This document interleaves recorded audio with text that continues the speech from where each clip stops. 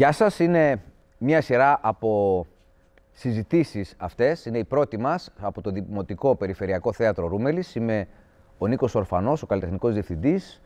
Θα συντονίσω λίγο αυτή την κουβέντα και είναι μια σειρά ψηφιακού πολιτιστικού περιεχομένου που θέλουμε να προσφέρουμε. Βρίσκομαι εδώ ένα κρύο χειμωνιάτικο, σαββατιάτικο πρωινό στη σκηνή του Δημοτικού Περιφερειακού Θεάτρου, στο Δημοτικό Θέατρο Λαμίας. Είναι το backstage του σκηνικού μας, του Κατά Φαντασία Ένα Ασθενή, που είναι η τρέχουσα παραγωγή, η πρώτη, και ξεκινάω να παρουσιάσω κατευθείαν τους εξαιρετικούς μου συνομιλητές. Είναι ο Θανάσης ο Τσαλταμπάσης.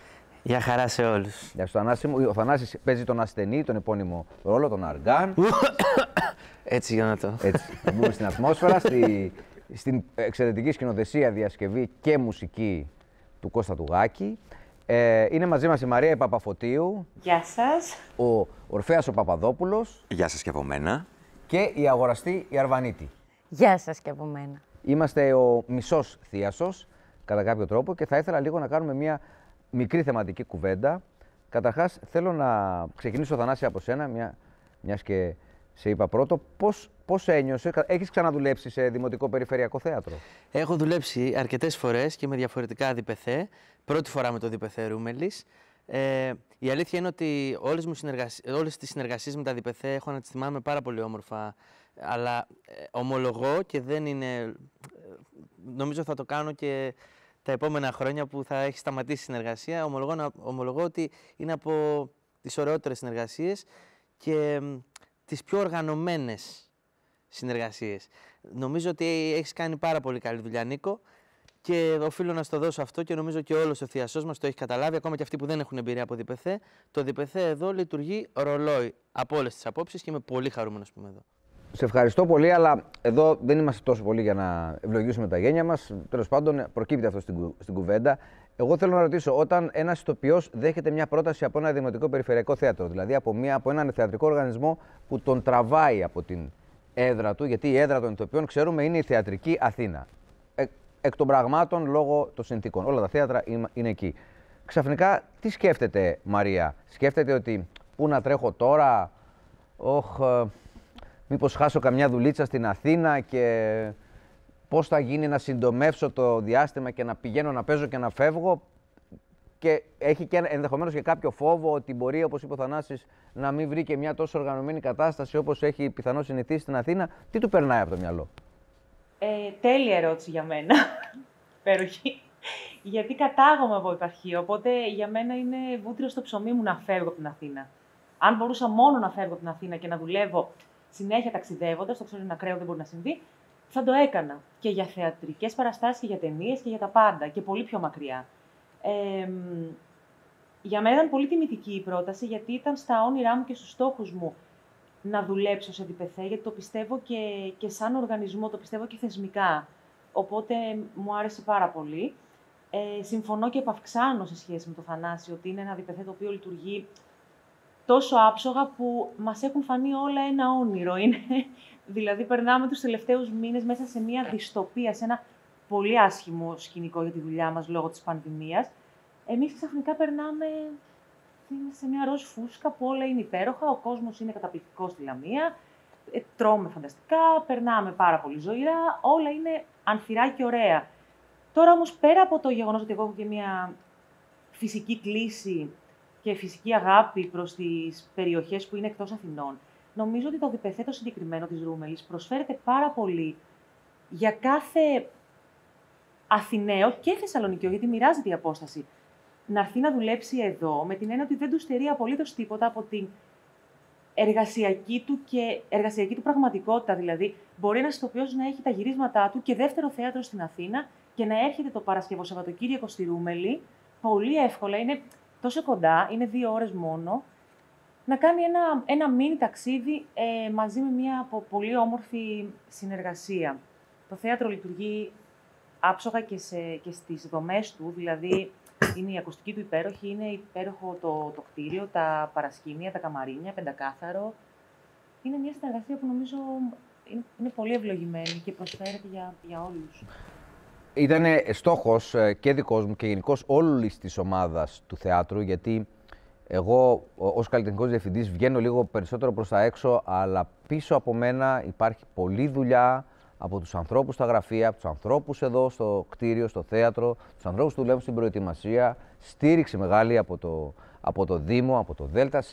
Υπάρχει δηλαδή μια συντονισμένη προσπάθεια που συγκεφαλαιώνεται σε ένα αποτέλεσμα το οποίο σας υποδέχεται, γιατί η προτεραιότητά μας ήταν πρωτίστως να έρθουν εδώ οι ηθοποιοί και οι συντελεστές και οι συνεργάτες και να βρουν το καλύτερο δυνατό περιβάλλον για να μπορέσουν να εργαστούν, για να μπορέσουν να δουλέψουν και να δώσουν τον καλύτερό τους σε αυτό. Αυτό είναι κάτι το οποίο για μένα είναι σημαία κατά κάποιο τρόπο, ένα άριστο εργασιακών συνθήκων, σε εργασιακές συνθήκες περιβάλλον, γιατί πραγματικά δεν είναι κανόνας, είναι η εξαίρεση.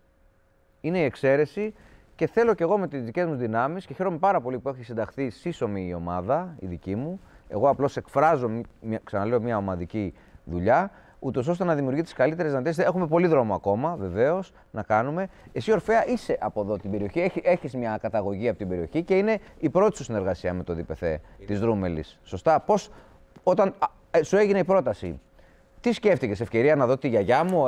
Τζόκερ, αυτό σκέφτηκα. Για πολλούς λόγους. Καταρχήν, Νίκο, να σου πω ότι αυτό το στίχημα που βάλατε με τους συνεργάτες σου, το έχετε πετύχει στο 100%. Δηλαδή, το πώς οι συνθήκες που ήρθαμε και βιώσαμε εδώ και γνωρίσαμε ένα άλλο περιβάλλον, πραγματικά έχω συνεργαστεί με αρκετά θέατρα, ποτέ με ΔΠΘ, είναι η πρώτη φορά που συνεργάζομαι με ΔΠΘ και είναι από τις ωραιότερες συνθήκες εργασίας που έχω βιώσει ποτέ. Και οφείλεται και σε σένα και στην ομάδα σου φυσικά, αλλά αυτό, η δουλειά που έχει γίνει από πίσω είναι κάτι που εμείς δεν το είδαμε ποτέ, δεν άφησες να φανεί ποτέ και αυτό είναι... δεν ξέρω, είναι πολύ όμορφο το πώς έχει συμβεί, το πόσο ομαλά ήρθε αυτή η δουλειά, νομίζω, στον καθένα μας ξεχωριστά και κούμπωσε μαζί μας και εμείς πάνω σε αυτή. Για μένα φυσικά είναι διπλή χαρά. Κατάγομαι από το Αυλάκι στη Λίδας, εδώ στη Φθιώτιδα. Είμαι 15 χιλιόμετρα μακριά από το θέατρο συγκεκριμένα. Γι' αυτό έπαιρνες τόσο χειροκρότημα κάθε φορά που έβγαινες. Μα φυσικά! Σε ξέραν, ήταν οι συντοπίτες. Έκανα πως δεν τα ακούω, δεν ήθελα, αλλά ναι, είναι αλήθεια. Είναι ιδιαίτερη χαρά για μένα και για τους δύο αυτούς λόγους. Πρώτον, γιατί εργάζομαι σε ένα περιβάλλον ιδανικό, έως ουτοπικό, σε αυτή τη δυστοπία που ζούμε. Και φυσικά γιατί εργάζομαι στον τόπο από τον οποίο κατάγομαι, που έχω ζήσει παιδικά μου χρόνια εδώ, έχω αναμνήσεις ατελείωτες, με συγγενείς, με φίλους, οπότε είναι όλο για μένα ένα πολύ όμορφο ταξίδι όλο αυτό. Πριν έρθετε από εδώ, επειδή εγώ έχω επίσης μεγάλη θητεία στα δημοτικά περιφερειακά θέατρα και καλές εμπειρίες και λιγότερο καλές εμπειρίες, μου έχει τύχει όμως να ξέρω ότι το να εργάζεσαι σε ένα δημοτικό περιφερειακό θέατρο χειμώνα έχει μια επιπρόσθετη δυσκολία. Πρώτον, διότι οι παραστάσεις είναι κυρίως στην έδρα του ΔΠΘ, δεν γυρίζεις, δεν έχεις αυτή την εξωστρέφεια της περιοδίας. Να πεις ότι εντάξει, θα κάνω περιοδία, θα πάω και στην Αθήνα, θα με δουν και τα φιλαράκια μου, θα πάμε και σε κάνα μέρος πιο παραθαλάσσιο. Είναι πιο ανάλαφρο το κλίμα, είσαι πιο πολύ εγκλωβισμένος εδώ. Ήξερα ότι έχω βιώσει το να μην σου κάτσει καλή παρέα στο θίασο και να μην μπορείς εύκολα να συνεννοηθείς και να βιώνεις μια χειμωνιάτικη μοναξιά στην περιφέρεια και άμα είσαι και λίγο νέος, να σου κάθεται λίγο βαρύ αυτό το πράγμα. Και γι' αυτό βάλαμε τα δυνατά μας όλοι εδώ να αισθανθείτε όσο δυνατόν πιο άνετα και η σχέση σας με την πόλη να είναι όσο δυνατόν πιο βιωματική, διότι είναι πολύ σημαντικό και οι άνθρωποι που έρχονται εδώ να γίνονται ένα με την πόλη, γιατί και το ΔΠΘ είναι δεμένο με την πόλη και να μην είναι απλώς κάποιοι που έρχονται, κάνουν μια δουλειά και φεύγουν, να έχουμε μια πιο βιωματική σχέση κατά κάποιο τρόπο. Χαίρομαι που αισθανθήκατε καλά. Ξαναλέω, έχουμε πολύ δρόμο μέχρι τώρα, αλλά πραγματικά αγοραστεί επειδή λένε όλοι καλά πράγματα. Και δεν νομίζω ότι δεν υπήρχε και μια δύσκολη στιγμή. Είχε κάποια δύσκολη στιγμή. Ποια θα μπορούσε να πει ότι ήταν η πιο δύσκολη στιγμή μέχρι την πρεμιέρα, ας πούμε, και αργότερα ενδεχομένως. Δεν θα επαναλάβω ότι είπαν οι προλαλήσαντες. Πραγματικά όμως εννοώ, χωρίς να έχω μέτρο σύγκρισης, ότι ειλικρινά το ΔΠΘ ήταν τρομερά αγαπησιάρικη όλη η ατμόσφαιρα και της πόλης. Ήθελα πολύ να το πω αυτό. Προσπερνώ. Είχα μια πολύ δύσκολη στιγμή προσωπική, που φυσικά σε συνδυασμό με τις πρόβες και το ανέβασμα της παράστασης, έχασα έναν πάρα πολύ αγαπημένο άνθρωπο δικό μου Και πάντα πώς γίνεται να συμβαίνει και να γίνονται όλα μαζί, και ενώ το περίμενα, ήρθε πραγματικά κυριολεκτικά τη μέρα της παράστασης, της πρεμιέρας, όχι απλώς της παράστασης, της πρεμιέρας, και έπρεπε αυθημερών να πάω στην Αθήνα και να έρθω. Ήταν πάρα πολύ δύσκολο, παράλληλα όμως, εμένα αυτή η συγκεκριμένη παράσταση και όλη αυτή η συνάντηση όλων αυτών των ανθρώπων με βοήθησε να μου απάλυνε τον πόνο μου, ένιωσα πολύ ζεστά ερχόμενη, ξεχάστηκα, απόλαυσα την παράσταση, με βοήθησε πάρα πολύ, οπότε ήταν και δύσκολο, αλλά ήταν και λυτρωτικό το ότι είχα δουλειά και τόσο ωραία κιόλας. Η πιο καλή στιγμή, Θανάση, και δεν εννοώ πάντα σε σχέση με το χειροκρότημα, ντε και καλά, θέλω να πω, μπορεί κάποιος να πει η πιο καλή μου στιγμή είναι όταν ξύπνησα ένα πρωινό και έβρεχε και ήρθα μέσα στο καταχύμωνο εδώ και δεν είχα να σκεφτώ τίποτε άλλο και αφοσιώθηκα 5 ώρες στην πρόβα με μια ωραία παρέα. Πιθανώς μπορεί να είναι και κάτι τέτοιο.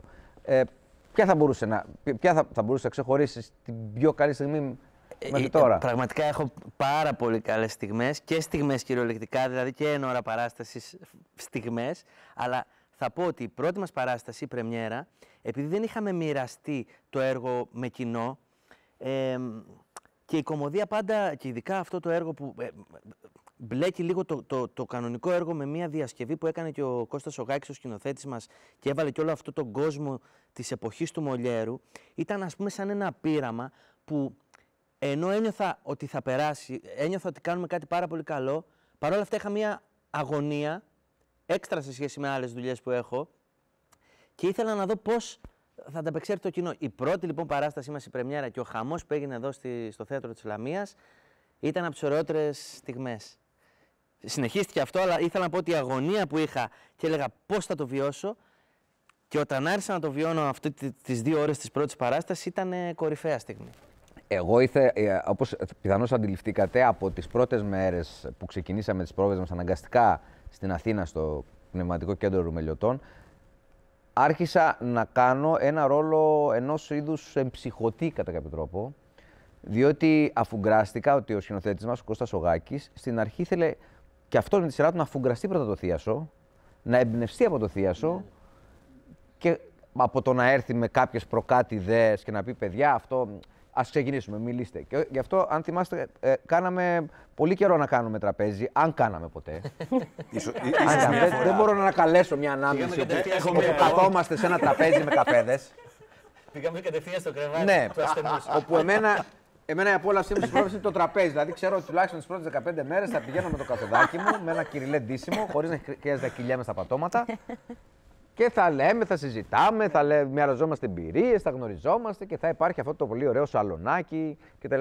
Δεν υπήρξε ποτέ αυτό, γιατί με το καλημέρα σας φορέσαμε κάτι παλιοφόρμες και αρχίσαμε και παίζαμε μπάλα.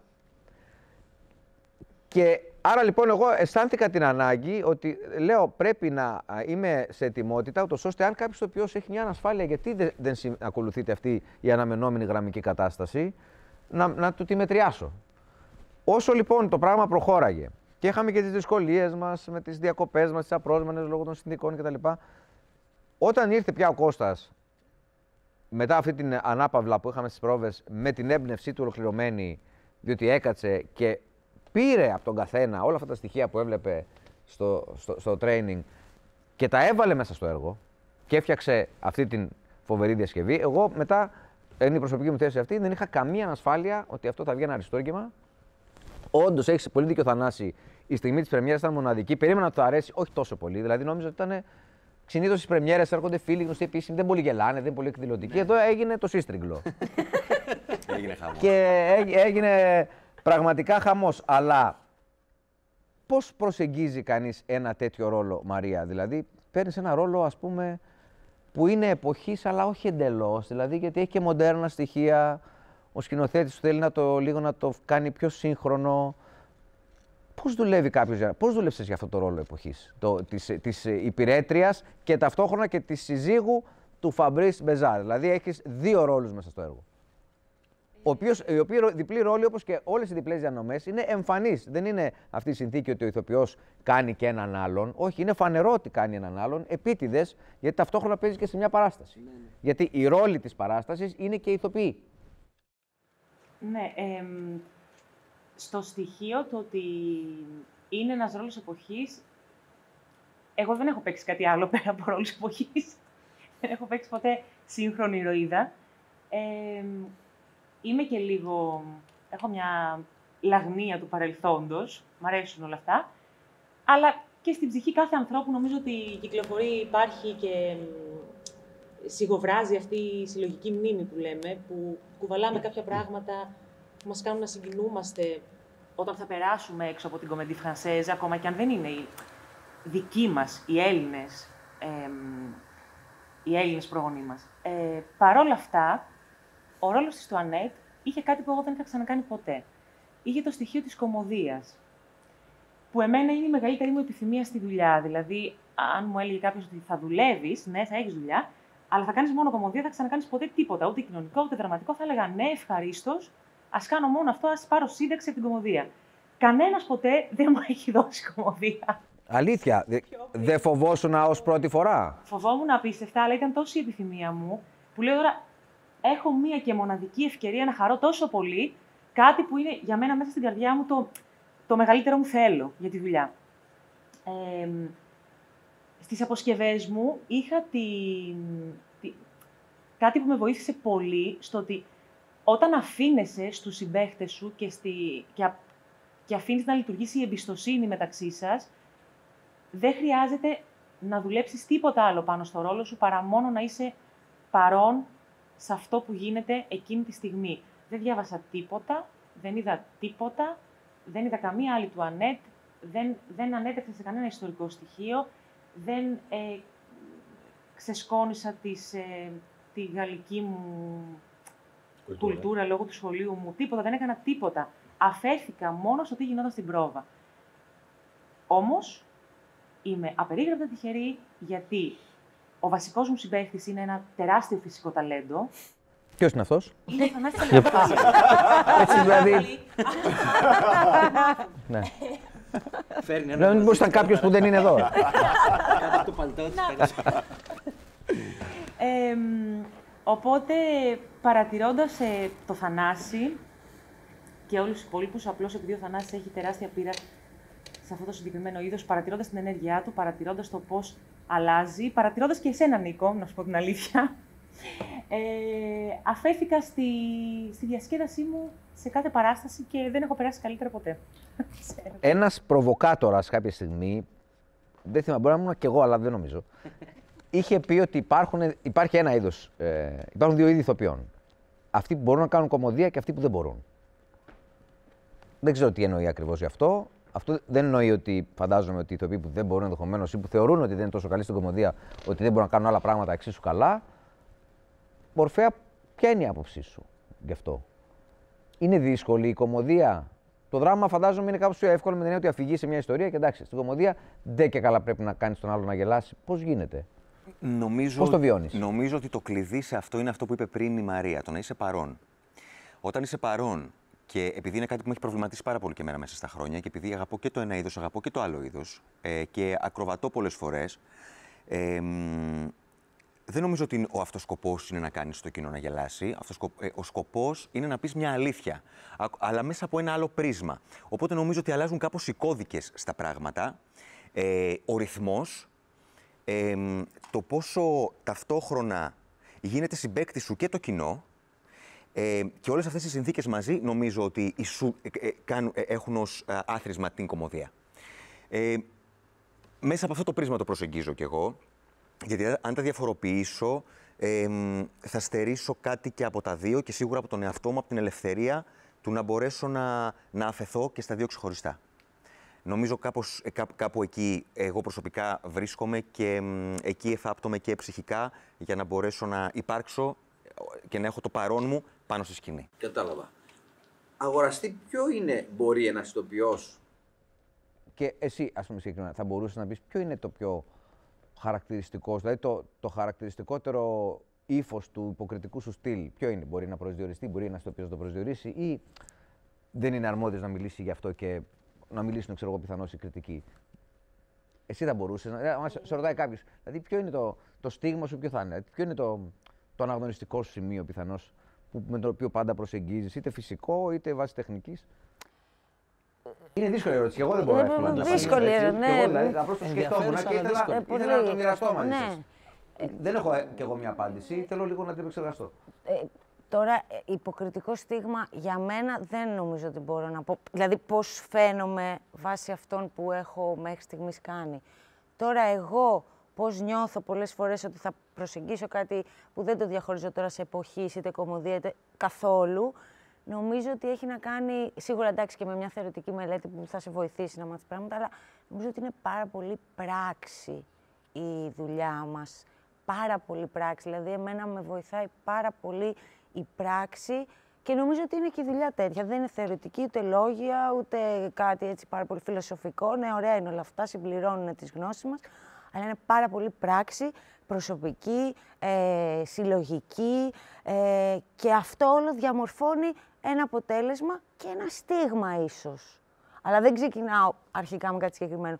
Βουτάω και προσπαθώ μέσα από αυτό να συνθέσω κάτι συνολικό. Θανάση, θα μπορούσαμε να ορίσουμε ένα σημαντικό στοιχείο για το οποίο πρέπει να διαθέτει μια καλή παράσταση? Δηλαδή, δεν ξέρω, μπορεί να μην είναι ένα. Δηλαδή, μια καλή παράσταση τι πρέπει οπωσδήποτε να διαθέτει? Και δεν εννοώ, ας πούμε, το καλούς ηθοποιούς, καλό έργο κλπ. Μόνο. Νομίζω είναι κάτι ίσως πέρα από αυτά τα τυπικά. Βέβαια, γιατί έχουμε δει πολλές φορές παραστάσεις με είτε όχι γνωστούς ηθοποιούς, είτε με ηθοποιούς που δεν τους θεωρούσαμε, ας πούμε, πρώτης γραμμής, να είναι πραγματικά επιτυχημένες, όχι μόνο από άποψη κόσμου και καλλιτεχνικά. Και αντίστοιχα έχουμε δει και με γνωστούς ηθοποιούς και με καλούς ηθοποιούς, γιατί δεν είναι απαραίτητο πάντα το ένα, δεν συνδέεται πάντα το ένα με το άλλο, ότι ο γνωστός είναι και καλός. Και να μην υπάρχει. Νομίζω ότι ο συντονισμός, αυτό που λέγανε πριν και οι συνάδελφοι εδώ, πρέπει να υπάρχει συντονισμός, να γίνει, να ενωθούν όλοι πάνω στο όραμα του σκηνοθέτη και να δημιουργηθεί ένας ενιαίος κόσμος, και αν αυτός ο ενιαίος κόσμος έχει ενδιαφέρον, μπορεί να έχει επιτυχία. Αλλά πρέπει να είναι ενιαίος. Νομίζω ότι το βασικό πράγμα για το βασικό συστατικό για μια επιτυχημένη παράσταση είναι σίγουρα ο συντονισμός των συντελεστών καλλιτεχνικά. Και αν υπάρχει και αυτό το περίεργο κλικ που δεν εξηγείται, να φέρει και το κάτι άλλο, ας πούμε. Μαρία, τι πιστεύεις για το ίδιο? Πιστεύω ακριβώς το ίδιο και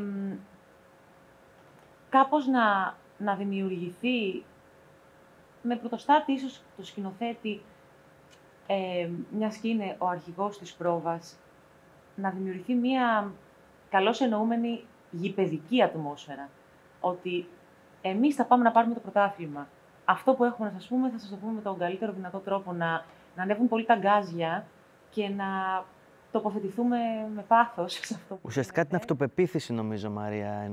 Με έναν τρόπο αυτοπεποίθηση για αυτό που συμβαίνει και πίστη σε αυτό που συμβαίνει. Γιατί όντως, αν δεν υπάρχει πίστη, συγγνώμη αν σε διάκοψα, αλλά αν δεν υπάρχει πίστη σε αυτό που κάνουμε, σίγουρα κάπου θα μπάζει το πράγμα. Πρέπει να υπάρχει πίστη από όλους για το όραμα που είναι του σκηνοθέτη, αλλά πρέπει να μεταφερθεί στους ηθοποιούς που θα γίνει και δικό τους όραμα και μετά να πάρουν αυτή την παράσταση, να την αγκαλιάσουν και μετά να φύγει από το σκηνοθέτη και να πάει στους ηθοποιούς που θα το πιστεύουν, θα συντονίζονται και θα. Και θα πιστεύει και ένας τον άλλο. Έτσι, ναι, θέλει κάτι. Είναι πολύ λεπτή η γραμμή πως υπάρχει περίπτωση το υλικό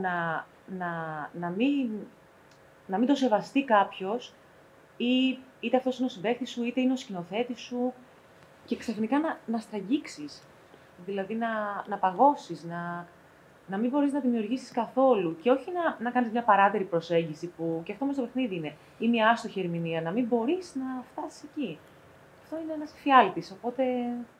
Συμφωνώ με αυτά που είπατε, απολύτως, θεωρητικά, πρακτικά όμως, πώς επιτυγχάνεται αυτό, Ορφέα, τι πρέπει να γίνει δηλαδή για να επιτευχθεί? Ωραία, ναι, να πιστέψουμε όλοι το όραμα του σκηνοθέτη. Ναι, ο σκηνοθέτης θα μας ανεβάσει και να μας πάρει μαζί του στο όραμά του και όλοι μαζί να συνδημιουργήσουμε κάτι καταπληκτικό και συγκλονιστικό. Όταν το βλέπεις, το αισθάνεσαι αυτό, γιατί είναι πολύ συναισθηματικό πράγμα. Σωστά. Να αρχίζει να γεννιέται στην πρόβα, αρχίζεις να λες και εφόσον αφουγκράζεις ότι και εσύ αισθάνεσαι όμορφα ανάμεσα στον αδέλφο σου, στη διαδικασία της δημιουργίας, εμπιστεύεσαι το σκηνοθέτη σου, άρα μπορεί να το εκτεθείς κτλ. Αρχίζεις να νιώθεις ότι πραγματικά κάτι πολύ καλό πάει να γεννηθεί. Αλλά πώς επιτυγχάνεται αυτό, Ορφέα? Πώς είναι εύκολο? Προφανώς δεν έχω την απάντηση. Προσεγγίζω όμως πράγματα γιατί με απασχολούν και με αφορά άμεσα όλο αυτό. Συμφωνώ απόλυτα και με τα δύο παιδιά, και με το Θανάση και με τη Μαρία, και με τη Μαρία και με το Θανάση. Αυτό που πιστεύω εγώ είναι μια μαγειρική πραγμάτων. Ο συντονισμός δηλαδή έχει να κάνει με τα υλικά τα οποία φέρει ο καθένας, που αν δέσουν αυτά τα υλικά και ταιριάξουν μεταξύ τους, πραγματικά το φαγητό μας θα βγει πάρα πολύ νόστιμο.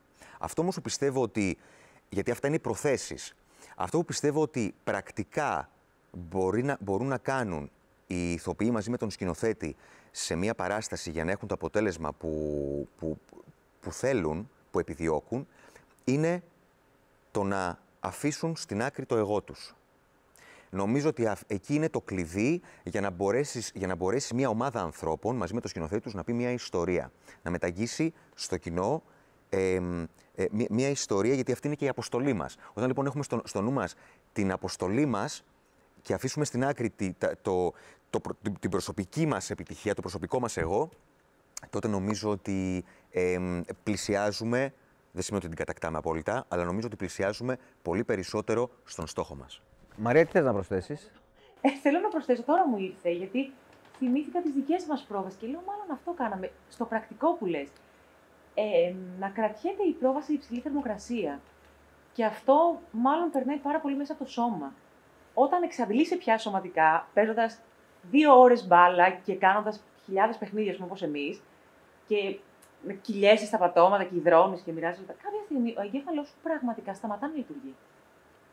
Και εκεί, ως εκ θαύματος, κάπως αρχίζουν οι αισθήσεις σου να ενεργοποιούνται, και αν η πρόβα είναι σε υψηλές θερμοκρασίες, όλα συμβαίνουν. Και για να το συμπληρώσω αυτό που λέει η Μαρία, αυτό μας οδηγεί, αυτή η διαδικασία, εμένα προσωπικά με οδήγησε, αλλά νομίζω και όλους μας οδήγησε, στο να πλησιάσουμε πιο πολύ το παιδί μέσα μας. Τον αυθορμητισμό δηλαδή. Και μέσα από αυτόν τον αυθορμητισμό ξεχνιέται το εγώ, φεύγει το εγώ, πάει βόλτα και πηγαίνουμε πιο κοντά στον στόχο μας.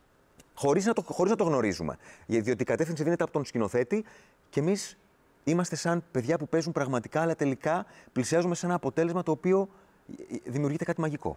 Αυτή η σωματικότητα που λέτε, που ήταν πολύ έντονη, γιατί ήταν και ο τρόπος που ήθελε να δουλέψει ο Κώστας Σογάκης στη σκηνοθεσία, είναι κάτι το οποίο, δηλαδή, από ό,τι αντιλαμβάνομαι, το θεωρείται πολύ σημαντικό. Δηλαδή, αγοραστεί, αν αντί για όλα αυτά τους φοβερούς αυτοσχεδιασμούς, αυτές τις τερατωδίες εντός εισαγωγικών, που θα πρέπει να, ελπίζω όλοι να έχετε κλειδωμένο με κωδικούς τα αντίστοιχα βίντεο στους υπολογιστές σας, για να μην βγουν παρά έξω.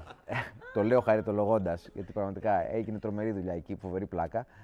Δηλαδή, αν ας πούμε κάναμε τραπέζι και θεωρητικολογούσαμε λίγο περισσότερο, δεν θα μπορούσε να επιτευχθεί. Είναι δηλαδή καθαρά θέμα μεθόδου. Λοιπόν, εγώ θα πω ότι πραγματικά ήταν τελείως διαφορετική διαδικασία. Όντως ήταν πάρα πολύ σωματική και αυτοσχεδιαστική. Εγώ δεν κρύβω ότι κάποιες στιγμές είχα ανάγκη λίγο μια πιο ησυχία και ένα τραπεζάκι, να το πω έτσι. Παρόλα αυτά όμως την πορεία κατάλαβα, ή το έλεγα όμως και στον εαυτό μου, εκεί που πήγαινα λίγο να κουραστώ, να προβληματιστώ, να αγχωθώ, έλεγα όχι, κάτι θα δημιουργηθεί. Δεν είναι τυχαίο. Κάπου μπορεί να πάει όλο αυτό και μπορεί να υπάρχει λόγος και που γίνεται έτσι και που περνάω και από αυτό το στάδιο ακόμα. Και μετά ερχόμενη εδώ πέρα και αφού πήρα και μια, τέλος πάντων, παράσταση, μια μορφή, καλά και μετά με την απήχηση, κατάλαβα ότι τελικά αυτό το κλισέ που λέω όλα για κάποιο λόγο γίνονται, εντάξει, ισχύει σε μεγάλο βαθμό. Και ίσως λειτουργήσε πάρα πολύ και αυτό. Δεν ξέρω, αλλά ίσως έπαιξε μεγάλο ρόλο. Θανάση, ο ηθοποιός ως καλλιτέχνης, ποιος είναι ο ρόλος του? Είναι δημιουργός ή εκτελεστής, ή απλώς πρέπει να κάνει ό,τι του λέει ο σκηνοθέτης και να λέει τα λόγια του? Ή θα πρέπει να λειτουργήσει από μόνος του σε εξίσου δημιουργικό επίπεδο, όπως ο συγγραφέας του έργου, ο σκηνογράφος, ο σκηνοθέτης, ο οποίος παίρνει ένα κείμενο και πρέπει να το κάνει τρισδιάστατο πάνω σε μία σκηνή και ούτω καθεξής? Θα καταθέσω την προσωπική μου άποψη, γιατί δεν πιστεύω ότι υπάρχει μία στάνταρ απάντηση σε αυτό. Η απάντησή μου εμπεριέχει αυτά που είπες. Πιστεύω ότι, κατά τη δική μου γνώμη, ο ηθοποιός είναι λίγο απ' όλα από αυτά που είπες. Αρχικά είναι σκηνοθέτης του εαυτού του. Οπότε, εκ των πραγμάτων, δηλαδή όταν ανεβαίνουμε και παίζουμε στη σκηνή, είτε στην πρόβα είτε στην παράσταση, κυρίως στην αρχή της πρόβας, είναι λίγο σαν να βλέπουμε και τον εαυτό μας απ' έξω, σαν να σκηνοθετούμαστε λίγο σε αυτά που κάνουμε. Είμαστε σκηνοθέτες.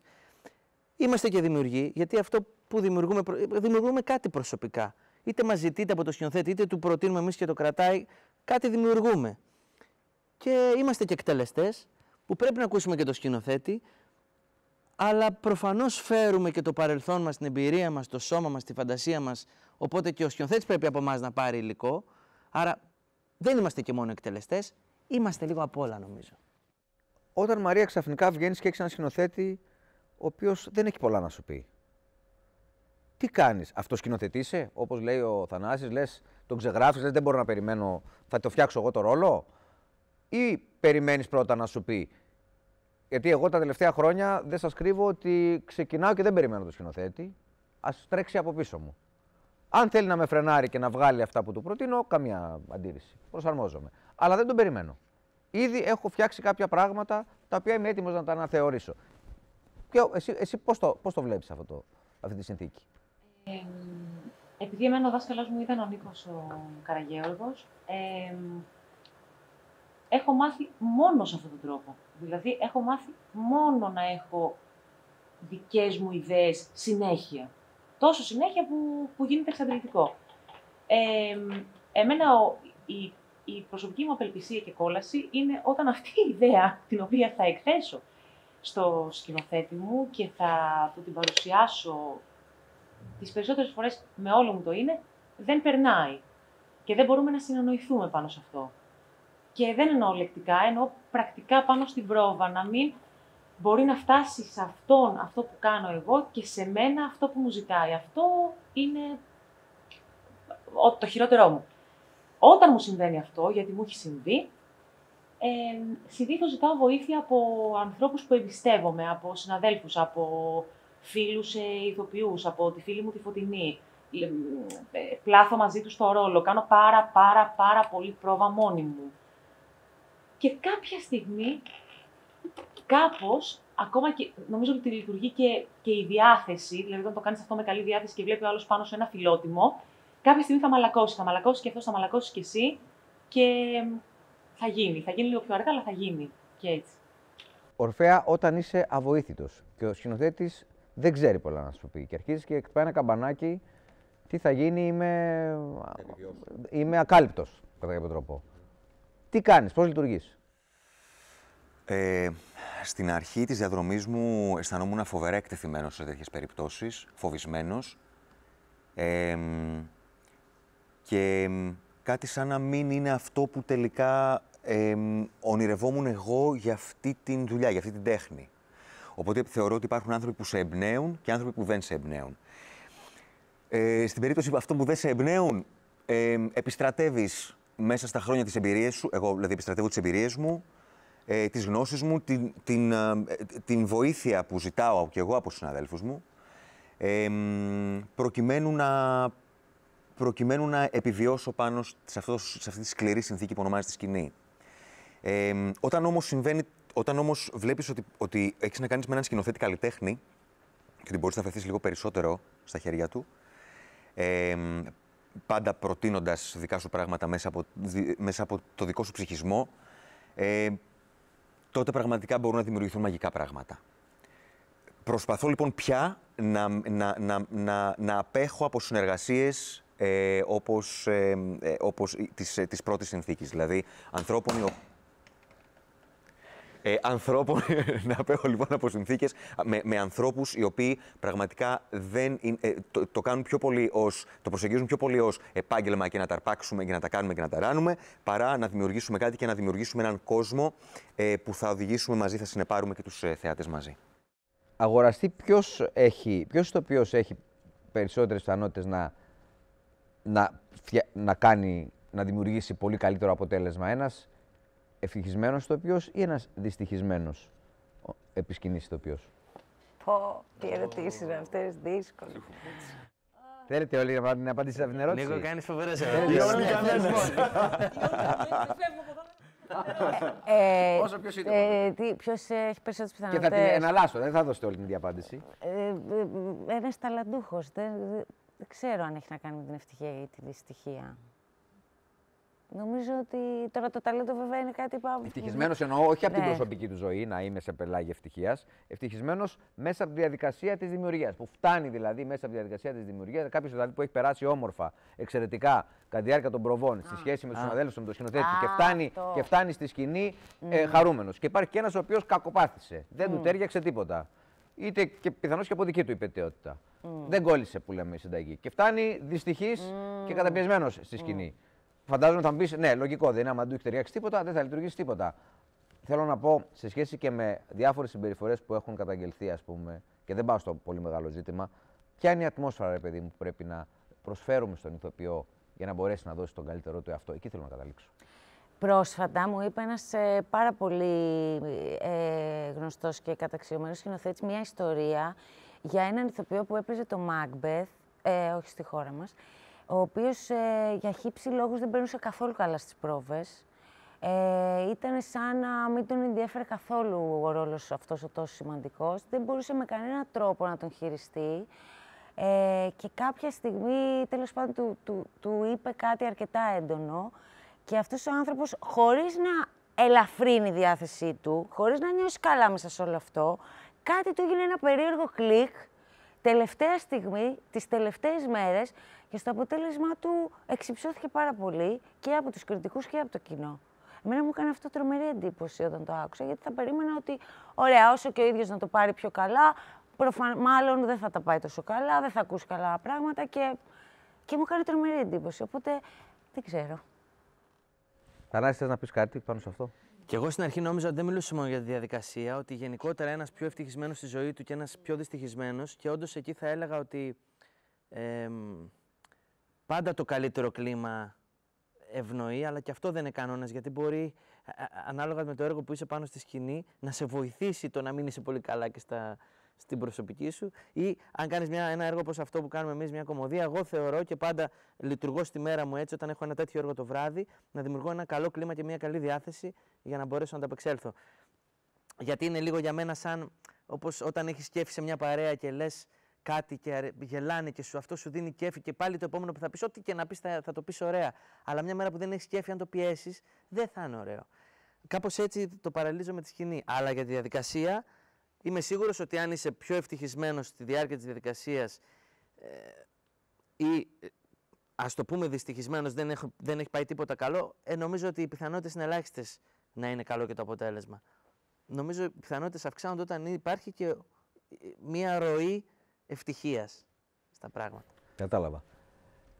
Σας ευχαριστώ για αυτή την πρώτη κουβέντα. Εγώ κλείνοντας θέλω να πω ότι μέχρι στιγμής, και θέλω να πιστεύω και εννοείται, είμαι σίγουρος ότι θα συνεχίσουμε, είστε εξαιρετικός θίασος, είστε υπέροχοι.